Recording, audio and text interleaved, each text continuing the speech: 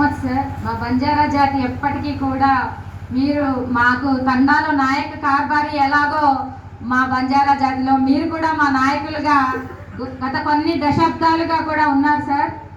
ఆ లెగసీని కంటిన్యూ చేస్తూ మన తాతయ్య గారు, మేము బంజారాలో ఎప్పుడు కలిసినా కూడా తాతయ్య గారు వాళ్ళ ఆఫీస్లో ముందు మా భాషలో మాట్లాడి మాకు చాలా అంటే చాలా ఆత్మీయంగా చాలా అంటే చాలా ప్రేమ వస్తుంది సార్ మీద.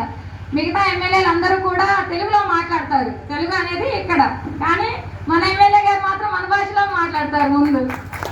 అది మన భాషకి మనకి మన ఎమ్మెల్యే గారు ఇస్తున్న ఇంపార్టెన్స్. చాలా చాలా సంతోషంగా ఉంది సార్ మీరు మా కార్యక్రమంలో ఇలా నవ్వుతూ మమ్మల్ని కూడా కలుపుకున్నందుకు. మరి మన రెడ్డి నాయక్ తండా నుండి మన ఎస్ఐ గారైన నాగమణి గారిని వేదికను అలంకరించవలసిందిగా కోరుతున్నాం. రెండమ్మా, మీరు మా ఆయన ఆడబిడ్డ, రెండమ్మా ఎస్ఐ గారు.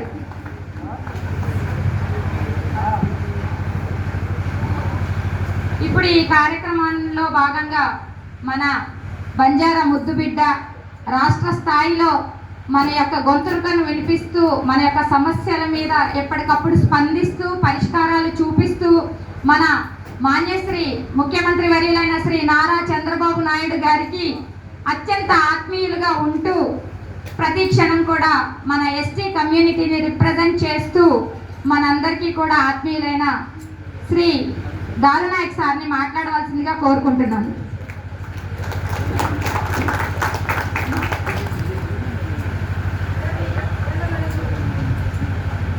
సభాధ్యక్షులు గౌరవనీయులు బంజారా ఆడబిడ్డ అయినటువంటి కుసుమలతపై గారికి, అదేవిధంగా వేదిక ఉన్న పెద్దలు గౌరవనీయులు స్థానిక శాసనసభ్యులు మన శ్రీరామ్ తాతయ్య గారికి, అదేవిధంగా సీనియర్ నాయకులు మాజీ మంత్రివర్యులు డిసిసిబి చైర్మన్ అయినటువంటి మన నెట్టూరు రఘురావు గారికి, వేదిక ఉన్న పెద్దలు నరేష్ నాయక్ గారికి, వెంకటరామ నాయక్ గారికి, అదేవిధంగా ఇక్కడ ఇచ్చేసిన గౌరవనీయులు అందరికీ, బంజారా మిత్రులందరికీ పేరు పేరు నమస్కారాలు. మిత్రులారా,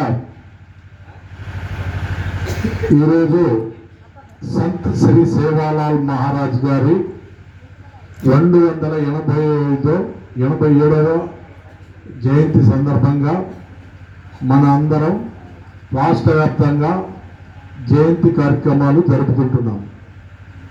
అయితే ఈ నెల 14వ తారీఖు నాడు గౌరవనీయులు పెద్దలు రాష్ట్ర ముఖ్యమంత్రి వర్యులు శ్రీ నారా చంద్రబాబు నాయుడు గారి నివాసంలో సంత్ శ్రీ సేవాలాల్ మహారాజ్ గారి 287వ జయంతి జరుపుకోవడం జరిగింది. తెలంగాణ కంటే ముందుగా ఆంధ్రప్రదేశ్లో మన చంద్రబాబు నాయుడు గారు మనందరం జరుపుకోవడం శుభపరిణామం. అదేవిధంగా దేశవ్యాప్తంగా దాదాపు 15 కోట్ల మంది బంజారాలు ఉన్నారు. అయితే తెలంగాణ కంటే ఆంధ్రప్రదేశ్లో కొంచెం తక్కువ ఉన్నారు. ఏది ఏమైనా కానీ సేవాలాల్ మహారాజ్ పుట్టింది అనంతపూర్ జిల్లా గుత్తిలో. అయితే మనందరం చేసుకున్న అదృష్టం, దేశం మొత్తం చాలామంది అక్కడికి రావటం, ఆంధ్రప్రదేశ్కి రావటం, గుత్తిలో మనం ఆయన పుట్టిన ప్లేస్లో మనం ఉత్సవంగా జరుపుకోవటం మన ఆంధ్రలో చేసుకున్న అదృష్టంగా భావిస్తూ ఉన్నాం. సంత్ శ్రీ సేవాలాల్ పుట్టింది గుత్తిలో అయితే చనిపోయింది మాత్రం మహారాష్ట్రలో. ఏది ఏమైనా ప్రభుత్వం తరఫున మన ముఖ్యమంత్రి నారా చంద్రబాబు నాయుడు గారు సేవాలాల్ మహారాజ్ జయంతిని మనకు ప్రోత్సహించటం, అదేవిధంగా గతంలో ఎవరు కూడా జయంతికి ₹1 కూడా నిధులు లేదు. కానీ మన రాష్ట్ర ముఖ్యమంత్రి నారా చంద్రబాబు నాయుడు గారు పోయిన సంవత్సరం 10 లక్షల రూపాయలు, ఈ సంవత్సరం 50 లక్షల రూపాయలు, వచ్చే సంవత్సరం ₹1 ఆయన ప్రకటించడం జరిగింది. ఇది నిజాయితీ అంటే గిరిజనులకు ప్రోత్సహించడం, బంజారాలకు ప్రోత్సహించడం మన చంద్రబాబు నాయుడు గారు చేస్తున్న మంచి కార్యక్రమం. తెలంగాణలో కూడా ఉమ్మడి రాష్ట్రంలో ఉన్నప్పుడు కూడా చంద్రబాబు నాయుడు గారు మన సంత్ శ్రీ సేవాలాల్ మహారాజ్ జయంతి జరుపుకోవటం, గిరిజనులకు బంజారాలకు అనేక విధాలుగా ప్రోత్సహించడం జరిగింది. అయితే సేవాలాల్ మహారాజ్ మనకి అహింసవాది, సేవాలాల్ మహారాజ్ శాకాహారి, అదేవిధంగా ఆవులు కోసుకునేటువంటి ఒక బిడ్డ, బంజారా బిడ్డ.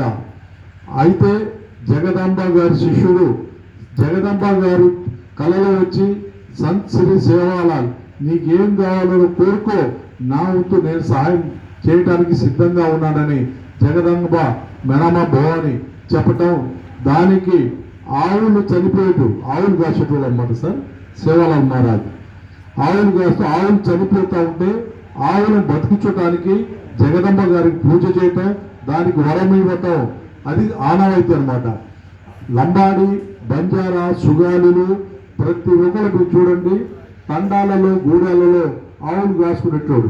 ఇప్పుడు కూడా మా దగ్గర మాచల్ ఏరియాలో చాలా మంది తండాలలో ఆవులే కాసుకుంటున్నారు. మీ దగ్గర ఎట్లా ఉందో నాకు తెలియదు, కానీ మా దగ్గర మాత్రం వందల వేల ఆవులు అన్నమాట కాసుకుంటూనే ఉంటారు. ఏదేమైనా కానీ బంజారాలు ఆవులకు బ్రహ్మాండంగా పూజిస్తారు. ఇంకా పూజిస్తే ఇంకా మంచిదని నేను కోరుచున్న సోదరులారా. అంటే శ్రీకృష్ణ భగవంతుడు కూడా చెప్పింది, ఆవులని దేవుడి రూపంలో చూపించారు.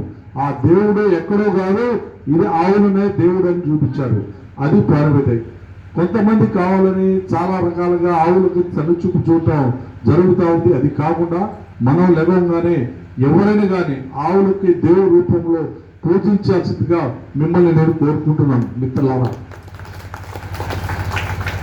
అయితే ప్రభుత్వ పరంగానైతే ఇవాళ బంజారా కమ్యూనిటీ ఆర్థికంగా, సామాజికంగా, రాజకీయంగా వెనుకబడకూడదు అనే ఉద్దేశంతోనే కూటమి ప్రభుత్వం అధికారంలో వచ్చిన తర్వాత ఏ మారుమూల గ్రామాలైనా, రోడ్డు లేని గ్రామాలైనా రోడ్లు వేయటం, అదేవిధంగా మంచినీటి సమస్య ఉంటే మంచినీటి సమస్య తీర్చడం, వాళ్ళకి ఎట్లా ఆర్థికంగా విద్య వైద్య పరంగా ఎట్లా ఆదుకోవాలో ఆ విదేశంగా కూటమి ప్రభుత్వం ఆదుకోవటం జరుగుతుంది. గతంలో మీరు చూశారు, ఎప్పుడో నుంచి ఉన్న డిమాండ్ 500 జనాభా గల తండాలను, గూడాలను పంచాయతీకి చేయాలని ఆ కళ నిర్వర్తించిన ఘనత చంద్రబాబు నాయుడు గారు. 2019 సంవత్సరంలో చంద్రబాబు నాయుడు గారు ముఖ్యమంత్రి ఉన్నప్పుడు 500 గల జలాభాల తండాల గూడాలకి పంచాయతీ చేసి 135 గ్రామాలకి పంచాయతీ చేసి వాళ్ళే పట్టువారి వ్యవస్థలాగా చేసిన ఘనత మన చంద్రబాబు నాయుడు గారు. గతంలో మీరు చూశారు, పటేల్ పట్టువారి వ్యవస్థ ఉండేది. ఆ పటేల్ పట్టువారి వ్యవస్థను మూపు కాపి ఎన్టీ రామారావు గారు ఉన్నప్పుడు మన గిరిజనులకు, ఎస్టీలకు, ఎస్సీలకు అదేవిధంగా ప్రజాస్వామ్య పాలన తీసుకురావాలనే ఉద్దేశంతోనే అప్పుడు ముఖ్యమంత్రి నందమూరి తారక రామారావు గారు మనకి నిజమైన ప్రజాస్వామ్యం నెలకొల్పారు. గతంలో మనం ఇప్పుడే చెప్పారు, రఘురామ్ గారు చెప్పినట్టు 1982 కంటే ముందు కాంగ్రెస్ ప్రభుత్వాలు, ఇంకొక ప్రభుత్వాలు ఉండేది. కానీ వాళ్ళు ఏం చేశారంటే, వాళ్ళు ఏం చేస్తున్నారో మనకేం తెలియదు కాదు. ఎన్టీ రామారావు గారు పార్టీ పెట్టిన తర్వాతనే ఇదే విధంగా మన ఓట్లేస్తేనే ఎమ్మెల్యే అవుతారు, మన ఓట్లేస్తేనే ఎంపీ అవుతారు, మన ఓట్లేస్తేనే జెడ్పీ చైర్మన్ అవుతారని ఒక ప్రజాస్వామ్యానికి ఒక రూపు కల్పి, అదేవిధంగా నిజమైన ప్రజాస్వామ్యం నందమూరి తారక రామారావు గారు పార్టీ పెట్టిన తర్వాతనే మనకు వచ్చిందని కోరుచున్న సోదరులారా. అదేవిధంగా ఏది ఏమైనా కానీ ప్రజాస్వామ్యాన్ని కాపాడాలి, ఎస్టీల హక్కులను కాపాడి ఎస్టీలకు రాజకీయ ప్రోత్సహించాలి అనే ఉద్దేశంతోనే మన చంద్రబాబు నాయుడు గారు వాళ్ళకి రావాల్సిన నిధులు వాళ్ళకి ఇవ్వటం, వాళ్ళకి ఏ రూపంలో మనం సాయం చేయాలి, ఆర్థికంగా అయితేనేది ఈ వేరే విధంగా సాయం చేయాలనే ఉద్దేశంతోనే ముందుకు వెళ్తున్న ప్రభుత్వం ఏదైనా ఉందంటే అది కూటమి ప్రభుత్వం. ఇక్కడ ఉన్న స్థానిక శాసనసభ్యులు శ్రీరామ్ తాతయ్య గారు ఇప్పుడే చెప్తున్నారు, భాషలు కూడా మాట్లాడతారు. ఎందుకంటే భాష మాట్లాడడం ఆయన ఇష్టం కాదు, మనకు దృష్టిలో పెట్టుకొని మన వాళ్ళకు ప్రోత్సహించాలి, ఆర్థికంగా ప్రోత్సహించాలి, వాళ్ళకు మానసికంగా రీతిని నేనున్నాను అనే ఉద్దేశంతో ప్రోత్సహించాలనే ఉద్దేశంతోనే మన స్థానిక శాసనసభ్యులు అయితేనేది, అదేవిధంగా మాజీ మంత్రి వారిలో రఘురామ్ గారు అయితేనేది, గిరిజనులకు మేము అండగా ఉంటున్నామని వాళ్ళంతా వాళ్ళ కృతజ్ఞంగా వాళ్ళు ప్రోత్సహించటం ఇంకా మీదట బాగుంటుందని కోరుచున్నాం మిత్రులారా. మేము చెప్పేది తాతయ్య గారికి, సార్ ఏదేమైనా కానీ సేవాలాల్ మహారాజ్ గారి ఒక విగ్రహానికి మనం జగ్గయ్యపేటలో పెడితే బాగుంటుందని మేము విన్నపించుకుంటున్నాం సార్. అదేవిధంగా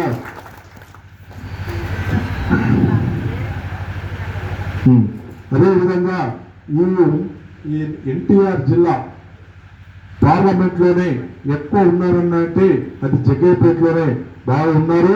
అదేవిధంగా అది కూడా ఉత్సవ అయితేనేది, ఈ జగ్గపేటలో అయితేనేది, పెనించిపురంలో అన్ని చోట్ల ఉన్నారు.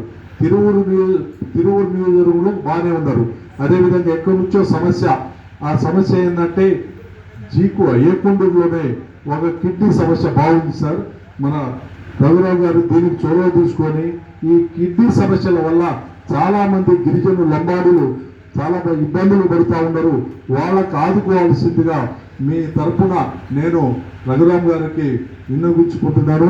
అదేవిధంగా కలెక్టర్ గారికి కూడా మనందరం గురించి కూడా ఏకొండూరు సమస్య అయితే చాలా తీవ్రమైన సమస్య, వాటి పరిష్కారానికి కూడా చేయాల్సిందిగా మిమ్మల్ని కోరుకుంటూ, అదేవిధంగా ఇక్కడ ఇచ్చేసిన గౌరవ అందరికీ సేన రామ్ రామ్ राम राम उज्जैन विषय कायकर्गतो जरा कम वर्गो ఈ ప్రోగ్రామ్స్ సేనబాలం ఈ ప్రోగ్రామ్ కాన్సెప్ట్ కనుక దేవుడు తప్ప ఏం మా రాజకీయం కొంచెం కరెక్ట్ చేయి. వచ్చే సంవత్సరం ఈ తాతయ్య పార్టీ శ్రీరామ్ తాతయ్య పార్టీ వచ్చి విజయవంతంగా ఆచు బ్రహ్మాండంగా కరాకర కిందని తమ సేన మనస్ఫూర్తిగా తయారు చేయన గౌరవ ఉన్న చిన్నల పెద్దలైన సేన నమస్తే గంటూ సెలవులొచ్చు. జై హింద్. నమస్తే.